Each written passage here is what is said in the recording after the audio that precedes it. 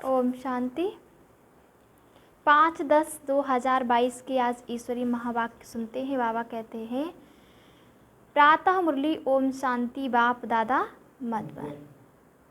तो बाबा कहते हैं, मीठे बच्चे, इस समय तुम्हारा यह जन्म हीरे समान है। ये जो हमारा जन्म है ये कैसे किस समान है? हीरे के समान है, क्योंकि तुम ईश्वरीय संतान हो।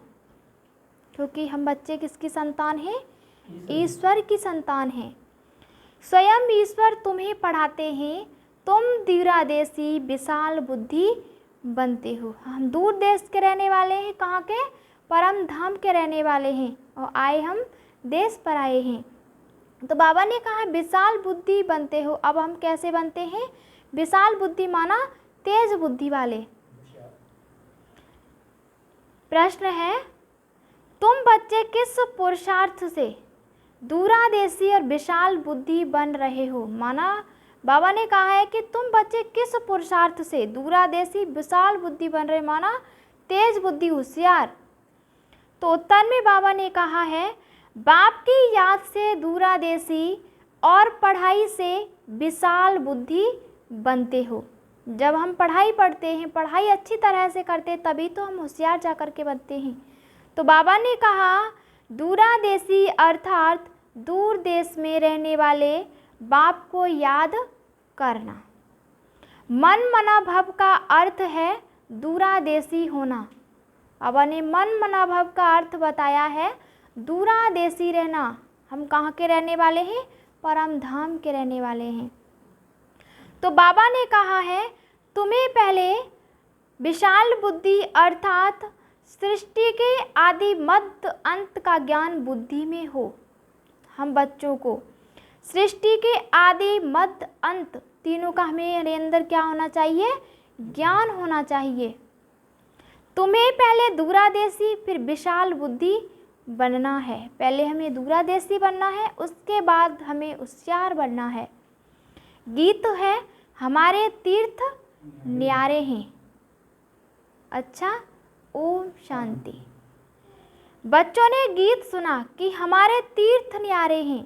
हमारा तीर्थ बहुत दूर है। हमारा तीर्थ माउंट आबू है। इसलिए बाबा ने कहा हमारे तीर्थ न्यारे हैं, हमारा तीर्थ बहुत दूर है। इसलिए बच्चों को कहा जाता है दूरादेशी भव। दूर देश में रहने वाले फिर कहते हैं विशाल बुद्धि भव, माना तेज बुद्धि।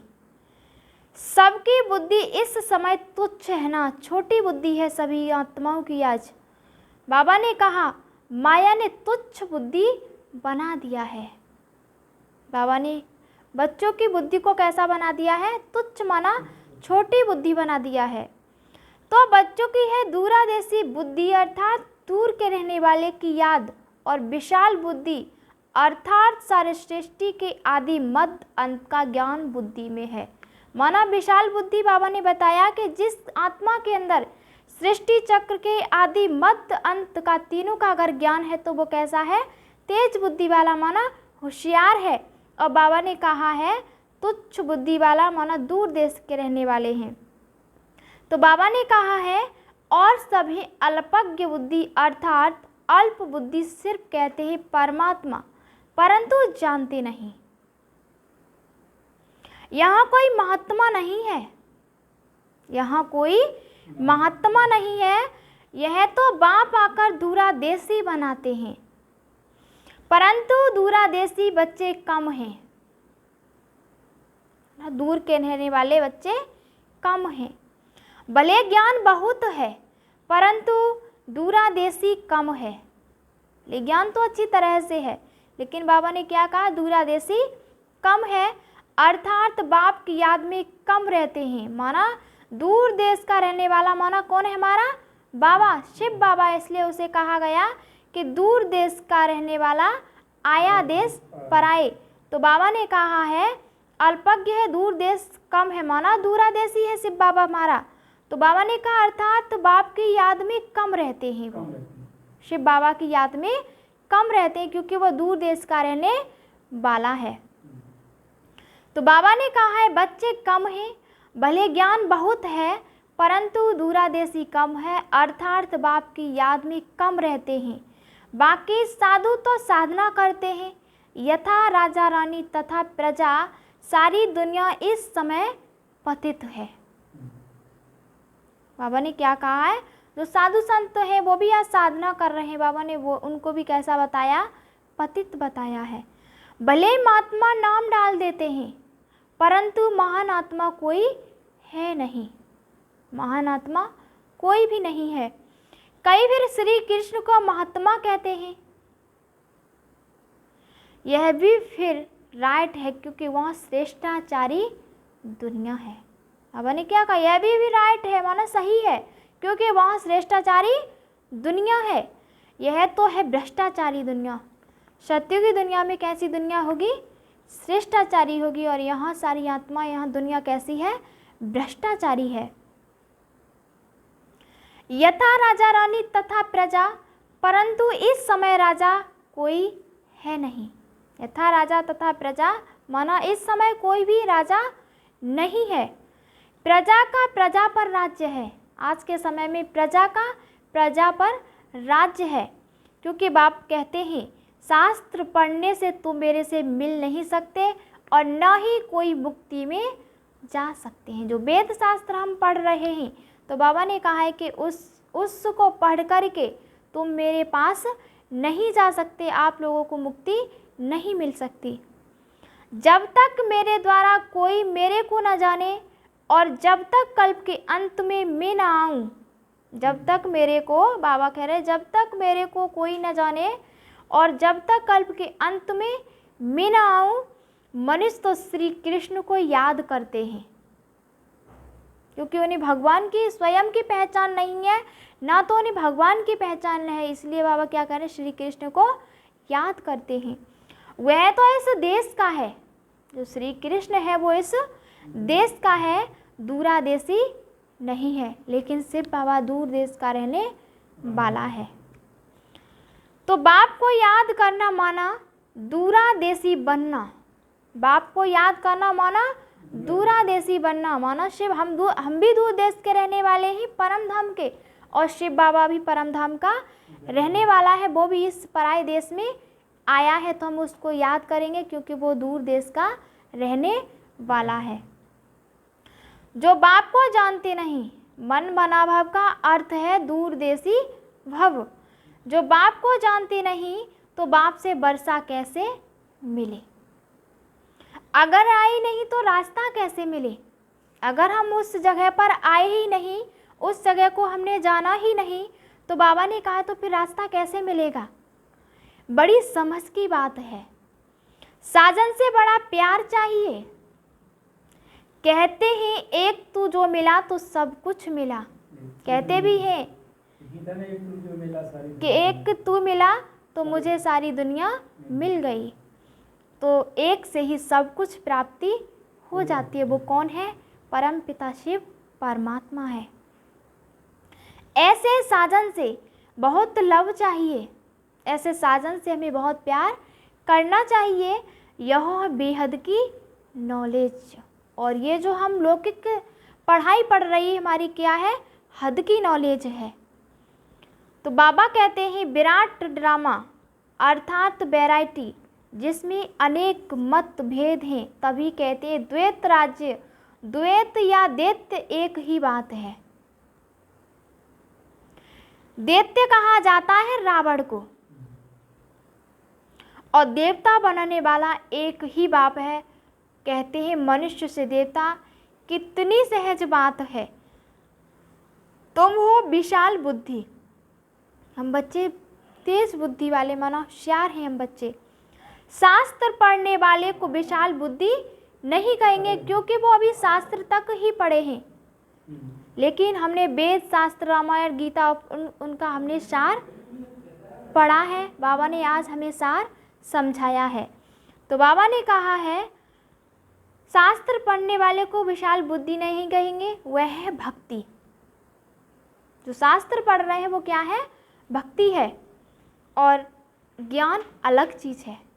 ज्ञान उसे कहा जाता है कि जो आत्मा का और परमात्मा का और सृष्टि चक्र के आदि मध्य अंत का जिसे ज्ञान होता है उसे ज्ञान कहा जाता है। और भक्ति किसी देवी देवताओं के चरित्र की माना उसकी लीलाओं का गुणगान करना भक्ति कहलाता है। भक्ति अलग चीज है, ज्ञान तो ज्ञान सागर बाप देते हैं। तुम हीरे जैसा थे, अब कौड़ी जैसे बन गए हो। पहले हम कैसे थे? हीरे जैसे थे, हम कैसे बन गए? कौड़ी जैसे बन गए। तो बाबा ने कहा अब बाप हीरे जैसा बनाते हैं। तुम विशाल बुद्धि होने से विश्व पर राज्य करते हो, वहाँ अखंड अटल राज्य है, तो विशाल बुद्धि ज्ञान में होते हैं। तुम जानते हो सतयुग में सुख था, फिर धीरे धीरे नीचे सीढ़ी उतरनी है। चढ़ने में 1 सेकंड जंप लगाना, पतित से पावन बनने की छलांग लगाना। उतरने में 5000 वर्ष। तुम सब नंबरवार। हमने कहा क्या है? तुम सभी कैसे हो? नंबरवार हो। पुरुषार्थ अनुसार विशाल बुद्धि बने हो। हम पुरुषार्थ के अनुसार कैसे बने हैं? होशियार बने हैं। तो बाप कहते हैं यह ज्ञान अभी मिलता है, सत्युग में यह ज्ञान होता नहीं, क्योंकि हम अभी इसी समय पुरुषार्थ करेंगे, उसकी हमें प्रारब्ध सत्युग की दुनिया में मिल जाएगी। वहाँ हमें किसी भी प्रकार का दुख नहीं होगा, अशांति भी नहीं होगी, इसलिए हमें भगवान को पुकारने की कोई ज़रूरत नहीं होगी। इसलिए बाबा ने कहा है कि सत्युग में यह ज्ञान होता नहीं, क्योंकि संगम पर बाप आते हैं हूबहू कल्प पहले महाफिक, माना हर 5000 वर्ष के बाद स्वयं परमपिता से परमात्मा इस धरती पर अवतरित होते हैं। तो बाबा ने कहा सत्युग में विशाल बुद्धि नहीं कहेंगे, हीरे जैसा जन्म भी सत्युग में नहीं कहेंगे। हीरे जैसा जन्म इस समय है, क्योंकि इस समय तुम हो ईश्वरीय संतान। ईश्वर तुमको पढ़ाते हैं, यह महिमा बाप की है। जबकि परमात्मा पतित पावन है, तो सर्वव्यापी कैसे हो सकता है? जब वो पतितों को जब पावन बनाने वाला है, तो बाबा ने कहा है फिर वो सर्वव्यापी कैसे हो सकता है? फिर वो कैसे कड़ में हो सकता है?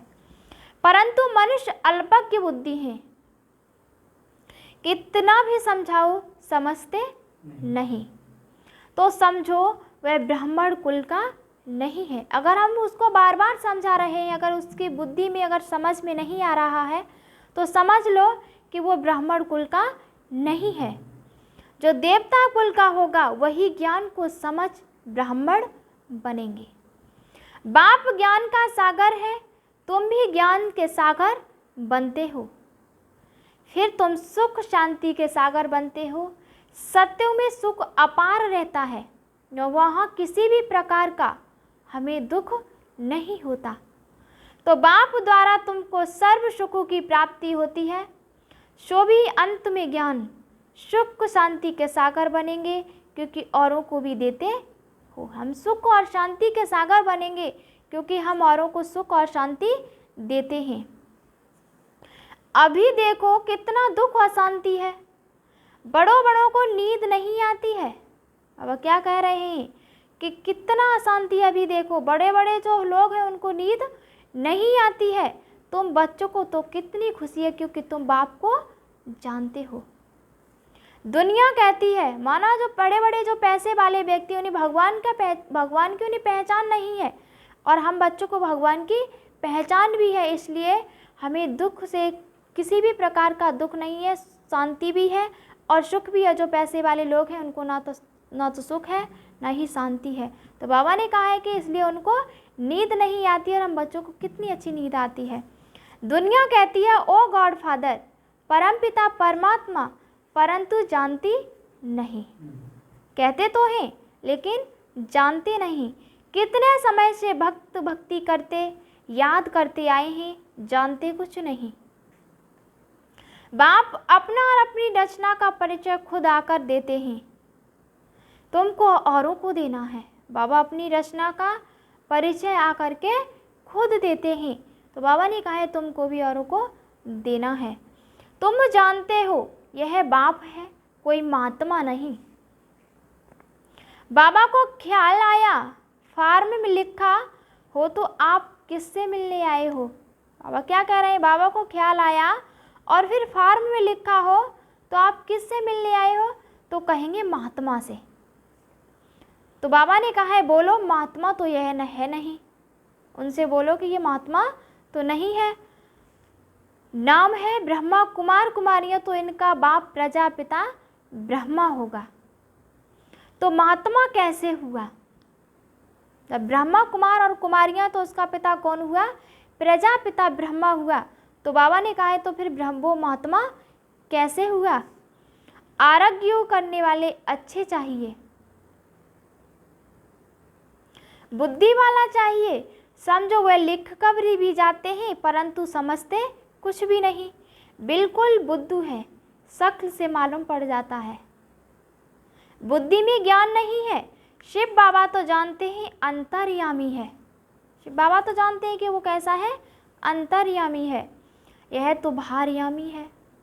बाप कहते हैं मैं आता ही उस तन में हूँ जो पहला नंबर है,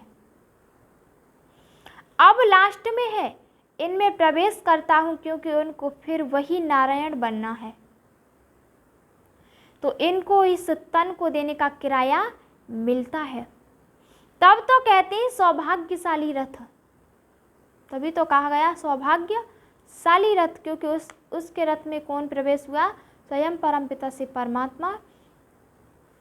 बागी रथ ने कोई पानी की गंगा नहीं लाई, यह गुही ज्ञान की बातें हैं जो रावण मत पर होने के कारण मनुष्य समझते नहीं हैं।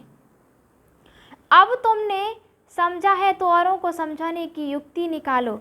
तुमको ख्याल आना चाहिए कि औरों को कैसे दूरादेशी बनाए, कैसे बाप का परिचय दें। वह ब्रह्मा को याद करते हैं, ब्रह्मा तो तत्व है जहाँ परमात्मा रहते हैं, परंतु वह ब्रह्मा को कोई परमात्मा समझते हैं। जैसे हिंदू कोई धर्म नहीं है, हिंदुस्तान में रहने के कारण हिंदू नाम रख दिया है, वास्तव में हिंदुस्तान तो रहने का स्थान है। बाप कहते हैं ब्रह्मा तत्व भी परमात्मा के रहने का स्थान है, परंतु मनुष्यों की अल्प बुद्धि होने के कारण समझते नहीं है।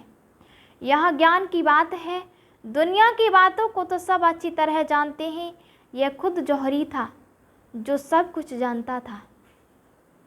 बाकी ज्ञान की बातें में अल्प बुद्धि और तुच्छ बुद्धि थे। वह क्या कह रहे हैं, जानता तो सब कुछ था, जौहरी था, लेकिन उसको किसका चीज़ का ज्ञान नहीं था, अल्प का ज्ञान नहीं था। बाबा ने कहा और उसकी बुद्धि कैसी थी, छोटी बुद्धि थी, कुछ नहीं जानते थे। तो बाबा आकर पहचान देते हैं, जब तक कोई ब्राह्मण न बने तो बाप से वर्षा ले न सके। प्रजा तो बननी है, किसी ने भी थोड़ा सुना तो प्रजा बन जाएंगे। अभी सबका बाबा ने कहा है अगर विकार में जाता रहेगा तो उनको सजा भोगनी पड़ेगी, फिर आकर साधारण प्रजा बनेंगे। अभी सबका मौत है, कर्म दाखिल होना ही है, कर्विस्तान बनना ही है। इस समय मनुष्यों की कोई वैल्यू नहीं है, तुम्हारी भी नहीं थी, बच्चों की भी नहीं थी, अब वैल्यू बन रही है। बाकी जब विनाश होगा तो मच्छर दृश्य मरेंगे। जैसे दीपावली पर मच्छर कितने मरते हैं, तो सबको मरना ही है, क्योंकि सबको वापस घर जाना है। यह सत्युग में यह नहीं कहेंगे कि मरा, क्योंकि यहाँ अकाले मृत्यु होता नहीं। सत्युग में बाबा ने कहा है कि वहाँ ये नहीं कहेंगे कि मरा क्यों, क्योंकि वहाँ अकाले मृत्यु होता ही नहीं, काल पर जीत पाते हैं। मरना शब्द वहाँ नहीं होता। सत्युग में जानते हैं कि हम मरते नहीं, सिर्फ एक पुराना चोला छोड़ नया लेते हैं, सो भी समय पर। चोला तो ले लेते हैं नया, लेकिन वो भी समय पर। सर्प का मिसाल है कि पुरानी खाल छोड़ नई ले लेते हैं, तो सर्प का मिसाल सत्युग से लगता है, यहाँ से नहीं। ब्रह्मरी का मिसाल यहाँ का ही है। सन्यासी भी यह मिसाल देते हैं, क्योंकि यहाँ का ही यादगार भक्ति मार्ग में चलता है। अच्छा, बाबा कहते हैं अभी तुम बच्चे जितनी जितनी धारणा करेंगे उतना विशाल बुद्धि बनेंगे। जितना हम अपने अंदर ज्ञान का चिंतन और मनन करेंगे, जितना अपने अंदर धारणा करेंगे, तो बाबा ने कहा है कि वही विशाल बुद्धि होगा, वही तेज बुद्धि वाला होगा। उतनी कमाई करेंगे, जैसे सर्जन जितनी विशाल बुद्धि वाला होता है, जितनी दवाई आदि बुद्धि में है अधिक रखता है, उतना कमाई करता है। जितनी दवाई होगी उतनी उसकी कमाई होगी। तो यहाँ भी ऐसे है, कोई 250 रुपया करते हैं, कोई तो फिर हजारों कमाते हैं। कोई राजा को ठीक कर दिया तो लाख लाख भी दे देते हैं। यहाँ भी ऐसे ही है, कोई को तो ज्ञान के पॉइंट्स की धारणा नहीं है और कोई तो बड़े दूरदर्शी विशाल बुद्धि हैं, तो औरों को भी बनाते हैं। हर तरह का इंसान है। पहले दूरदर्शी, पीछे विशाल बुद्धि कहेंगे। समझने की बात है ना। ब्राह्मणों जैसा सौभाग्यशाली कोई है नहीं। एकदम सबको ऊपर ले जाते हैं। ऊपर में परमात्मा है ना, तो उसका परिचय देते हो। तो तुम जानकार हो ना। बच्चों को तो बाप की जानकारी होती ही है। हर बच्चे को अपने बाप की जानकारी होती है। वैसे ही बाप कहते हैं अब पार लौकिक बाप आए हैं तुमको पावन बनाकर वापिस ले जाने के लिए। एक खेरूत माना खेती करने वाले बच्चे की कहानी है ना, कि राजा बच्ची को ले आया, उसे अच्छा नहीं लगा तो उनको वापस भेज दिया। यहाँ भी ऐसे है, जिनकी बुद्धि में ज्ञान की धारणा नहीं होती है तो वह खुद ही चले जाते हैं। इसमें बाप क्या करे?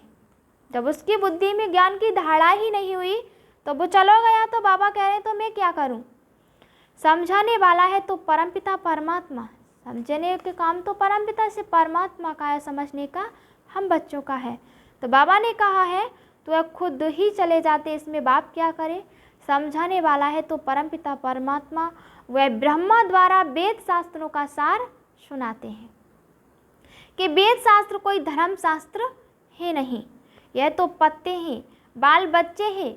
मुख्य धर्म है 4, उसमें ब्राह्मण धर्म भी मुख्य है। हीरे जैसा जन्म देवताओं का नहीं कहेंगे, क्योंकि यह कल्याणकारी लीप धर्माऊ युग है, छोटा युग है। हीरे जैसा जन्म देवताओं का नहीं कहेंगे, क्योंकि यह कल्याणकारी लीप धर्माई युग है। लीप मास धर्माऊ को कहते हैं। यह है संगम युग कल्याणकारी, और कितने भी युग हैं वह अकल्याण ही होता है, क्योंकि डिग्री कम होती जाती है। दिन प्रतिदिन कला कम होती ही जाती है। यह युग ही है कल्याणकारी। तो हर एक को माथा मारना पड़े कि औरों को कैसे समझाएं। यूँ तो उस्ताद, बाबा कह रहे हैं यूँ तो उस्ताद बता रहे हैं कि रास्ता कैसे बताओ, और फिर एक का धंधा अपना अपना है। यह आना चाहिए, क्या कह रहे, यह तो आना चाहिए कि कैसे औरों को दुबन दलदल से निकालूं। कई तो दलदल से निकालने जाते हैं फिर खुद फंस जाते हैं। तो समझाने की बड़ी युक्ति चाहिए। पहले अल्प को समझाओ तो बादशाही को भी जान जाएं और सृष्टि चक्र को भी जान जाएं। पहले अल्प को तो जानो। कोई 1000 दफ़ा लिख कर दे कि अल्प कौन है, तब यहाँ बैठ सकें। कई तो ब्लड से भी लिख कर देते हैं फिर चले जाते हैं। माया कोई कम थोड़े ही है। अच्छा, मीठे मीठे शिकील थे बच्चों प्रति माता पिता बाप दादा का याद प्यार और गुड मॉर्निंग। रूहानी बाप की रूहानी बच्चों को नमस्ते। हम सभी रूहानी बच्चों की रूहानी माता पिता बाप दादा को याद प्यार और गुड मॉर्निंग, नमस्ते नमस्ते नमस्ते। धारणा के लिए मुख्य सार है। पहली पॉइंट है दूरादेशी बन, बाप की याद में रहना है। और दूर, बाबा कह रहे हैं, और दूसरों को दूर देश में रहने वाले बाप का परिचय देना है। दूर देश का जो रहने वाला है उसको याद भी करना है, और दूसरों को हमें दूरादेशी रहने वाला है उसका हमें संदेश भी देना है। दूसरा है कल्याणकारी युग में सभी का कल्याण करने की युक्ति निकालनी है। कल्याणकारी युग, ये संगम युग बहुत हमारा कल्याणकारी युग है।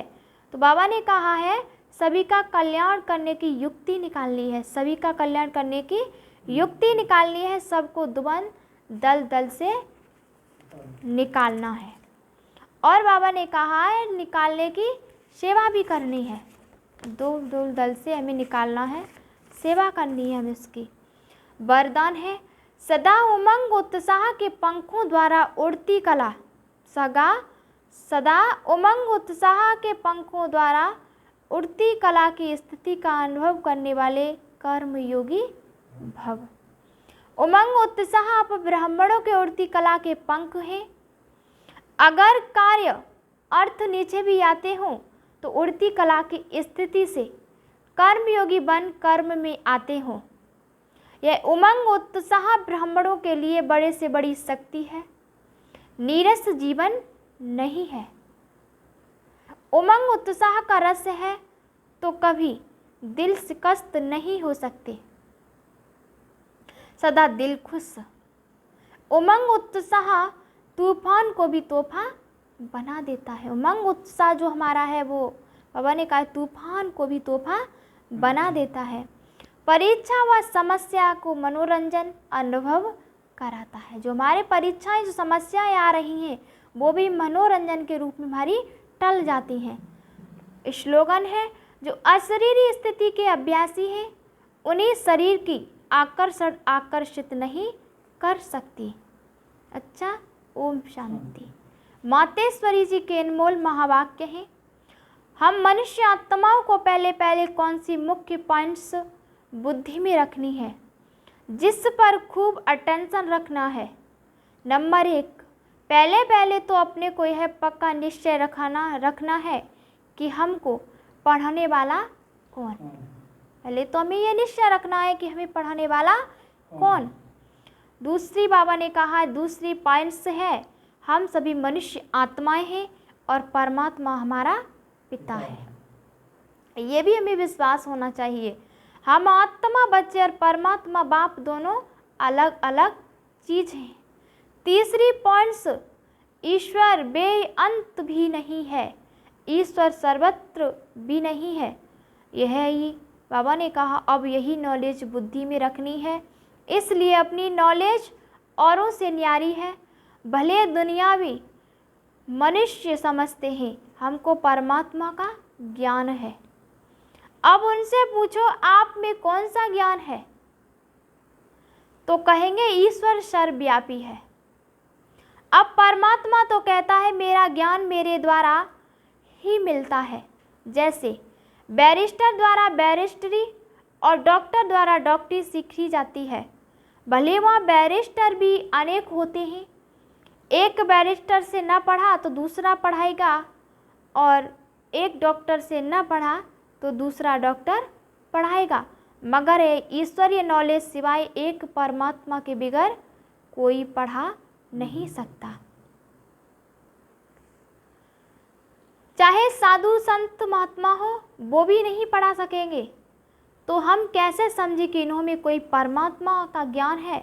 और चौथी बात बाबा ने कही परमात्मा युगे युगे नहीं आता, बल्कि परमात्मा कल्प कल्प एक ही बार इस समय संगम युग पर अर्थात कलयुग के अंत और सत्युग के आदि समय पर आता है और अनेक धर्मों का विनाश कराए एक आदि सनातन सत्य धर्म की स्थापना कराता है। अब लोग कैसे कहते हैं कि परमात्मा युगे युगे आता है और ऐसे भी कहते हैं गीता का भगवान श्री कृष्ण वो द्वापर में आया है। अब इन सभी बातों को सिद्ध करना है। गीता का भगवान श्री कृष्ण नहीं है, शिव परमात्मा है और वो भी द्वापर में नहीं आता, संगम पर आया है। 5वीं पॉइंट, गुरु बिगर घोर अध्यारा कैसे हुआ। वो गुरु कौन है मनुष्य सृष्टि उल्टा झाड़ कैसे है और हमको अपने 5 विकारों पर जीत कैसे पहननी है। 6वीं पॉइंट, हम वही पांडव योद्धे हैं जिसके साथ साक्षात परमात्मा है, उसी तरफ ही जीत है। और 7वीं पॉइंट, परमात्मा खुद सर्वशक्तिमान है। तो जिन्होंने परमात्मा का पूरा साथ लिया है उन्हों को ही परमात्मा द्वारा लाइट माइट दोनों ताज मिलते हैं। अब यह सभी बातें बुद्धि में रखना, इसको ही ज्ञान कहा जाता है। अच्छा, ओम शांति।